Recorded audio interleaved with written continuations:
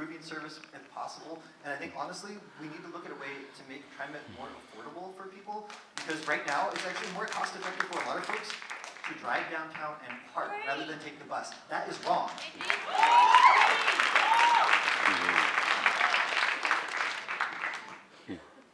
So while I completely understand the jurisdictional limitations of the mayor's office trying to interact with Metro, I'm reminded that Sam Adams, when TriMet was going to take away the youth bus passes, Sam Adams hiked up the price of renting a park bench to like $90,000. So there's a lot of things that we can't take care of by our jurisdictions of our office, but we can still use our office and the voice of that office. Hold on. Give bus passes to children. Give bus passes to... Stop being... You guys stop, really. It's getting old as shit. Listen, give bus passes to high school kids. Give bus passes to homeless people. And make the buses run after 11:30 at night. Is that so hard? Okay, now, Bernie. So we have a couple questions, and then we have a chance for closing. And I'm going to do an interesting thing. I find it interesting for the closings. I'm going to read a bunch of the questions. You don't have to respond to any of them. It might or might not inform your closing remarks. So we'll give you a little longer than a minute for those closing remarks. We recognize that we're not going nearly deep enough, but at least having some ability to interact with the crowd. We really appreciate your time. We really appreciate it. We live in the era of Citizens United. We live in an era where there may never have been a time in the history of our country where people trust our system of governance and trusted it less. What can we do to rebuild faith in our system, specifically with respect to campaign finance? And most specifically, would you support Portland limits, being willing to challenge Citizens United and Oregon constitutional recent precedent, somewhat recent precedent, in the courts? And second, would you support a system of public financing the way that Portland almost did before Citizens United and that Seattle did with a 60+% of the vote just recently? Who hasn't gone first yet? I'm first. Who hasn't gone first yet? I'm first. It really might be you. All right, Jesse, go ahead. Hey, I think this is a great opportunity. I'm going to stand up for this one. I got 1 minute, I can talk fast. So we all understand that the Oregonian would have rather shut this whole debate down than to hear somebody talk about what Portland really needs. And I was told that I can't go to the debate on Thursday for the environment because my campaign hasn't raised $10,000. So I put this challenge out to all of my friends who are raising money right now. If I beat you in the primary, you donate the remaining amount of your proceeds to charity. All the $400,000 you raise, all the $200,000 you raise, the $20,000 you raise. If I beat you and we beat you in the primary, all that money goes to charity. Yeah, that's what I was going to say. And you guys each get a chance to answer as we go around. Sarah, you're first. No, I don't think they have to answer your question, Jefferson. They don't have to. But they could dodge it. It's politics. They could dodge it. So is this the question before the close? Yes. Okay. Is that legal? Can I do that? Yeah, you can donate that money. Yeah, Yeah, sure, if of course. I think donate. I'm I appalled love that you, I'm having Sarah. to raise so much money You right guys give it up now. for Sarah. I'm equally appalled that we have to raise that much Yeah. If you money. don't win the primary and you have money left, your campaign manager will be disappointed. Yeah, I was gonna say, But I I don't do think want to there's make gonna sure be you much answer the question about campaign limits Yeah. and about public financing. I think public financing is a fantastic idea. I don't know how we're going to meet our equity goals unless we do it. How are we going to get the voices from the margin in? Look at the challenges that we're having, even as people who are established and know how the city works. I can't even begin to think about how if you don't have access to those secret handshakes and that insider understanding, how you can begin to fathom how you would start to have a voice in city government. So yeah, I think campaign finance reform is essential. I think it's essential at every level here in America right now. This is why we're looking at Trump, I think, maybe being the next president. So yes, I support that. Yeah, I'm just going to leave it at that. You don't really have to take the whole minute. We'll leave us a little more time for closing. Yeah, campaign finance. So I am one of 2 candidates in our race here in Portland for the position of mayor who got the signatures instead of paying a fee to enter. I also not accepting any money from anything other than a person. Which I think makes sense in democracy. Also limiting the contributions from those people to the $50 that Oregonians have as a political tax credit. So it's money that everyone, no matter what their pocketbook holds, has access to.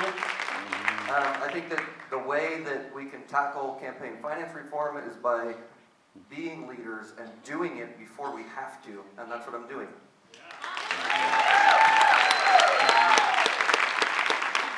Citizens United that you mentioned was an abomination. It drew a curtain across the democratic process in this country. It filters all the way down. I was the first elected treasurer in the United States to call on the SEC to require publicly held corporations to disclose campaign contributions the same way that Labor does today. I've also signed Elizabeth Warren's People's Pledge, and what that means is my campaign will not take dark money. We will not take money that comes from third-party expenditure accounts. And if any funds come into my campaign, and Jesse, you'll like this, that come from a third-party expenditure account where you cannot actually figure out who the true contributors are, I have pledged that that value will go to the charity of choice of my opponents. And I hope, unfortunately, you don't get it that way. But if you do, if you beat me in the primary, I pay my bills, and the rest goes to charity. And we'll figure that out together. Sean, I know you got that big look there. Yeah, I mean, hey, I'm the richest guy up here. I got like millions of dollars if it's sweat equity, right? No, but seriously, I mean, the people that give me money can't afford to give me money. They give me $100. I know that they cannot afford to give me $100. I believe in public financing for elections. Hell yeah, we do. That puts us all on equal footing. We would be able. I'm sorry, Ted, but $500,000 for a Portland election? That's insane, right? So what do I make? We got a couple thousand. So when we go to debates and they say, no, we have a $5,000 buy-in or a $10,000 buy-in, I said, I thought I was running for mayor, not trying to play poker.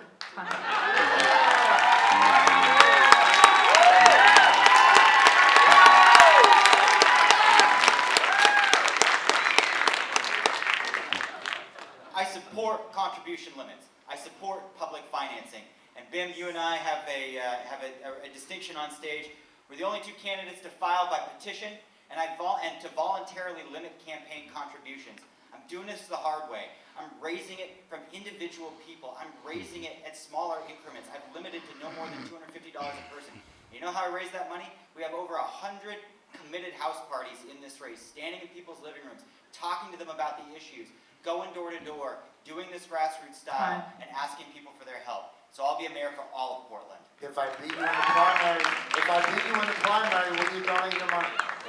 I won't have any left over, buddy. Yeah, you will. If you do have money left over in the primary and I beat you, will you donate it? As I shared earlier, I'm Deborah Harris, and I also refer to myself as 12 of 12. I was the 12th candidate to file candidacy for mayor. By the time I had filed and was a new face in the race, having the funds that required being able to participate in several debates was a little asinine for me. But I still wanted the opportunity to reach the Portlanders to share with you who Deborah Harris is and what vision she has for Portland. Yes, public financing. Deborah mentioned that she was the latest to join the race. I actually believe I may have been the first person on the stage to register for this race back in October.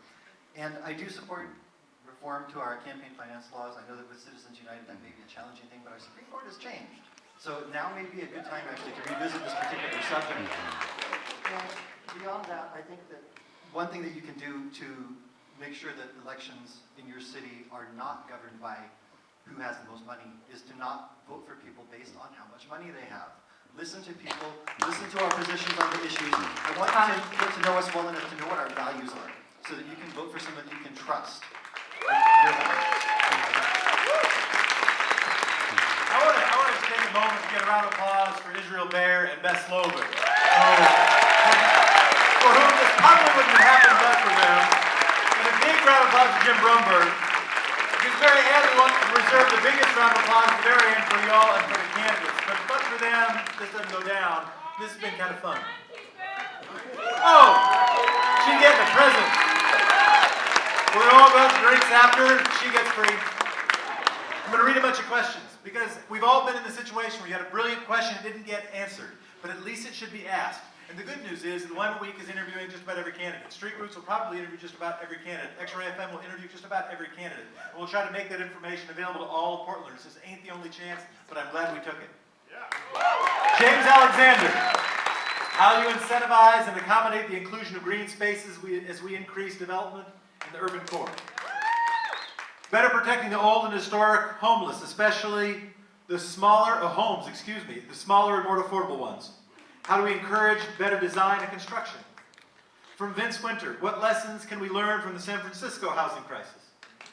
How you assure affordable housing in inner Portland? How you stop demolition of Portland's historic neighborhoods? We've heard a lot about having a housing supply problem. We also have an imbalance of power problem between landlords and tenants. What do you do to protect tenants? Food insecurity disproportionately affects communities of color. Over half of my income is paid for toward my rent and utilities. This means I sacrifice meals so my son can eat on some days. How are you going to address the need for good jobs to pay for living wages, not busting small neighborhoods? We're in the middle of an opiate epidemic. People are dying. The leading cause of accidental death is overdose with heroin. With heroin use rates on the rise, how will you address this issue? Elizabeth Salazar. Portland schools have a very low graduation rate, tied to high absenteeism. How do you plan to address this? Bike, walk, vote. Transportation is a major part of household budgets. What will you do to decrease the cost of transportation for families? A public bank. Currently, Portland tax revenues and their funds go mostly to too big to fail banks that gave us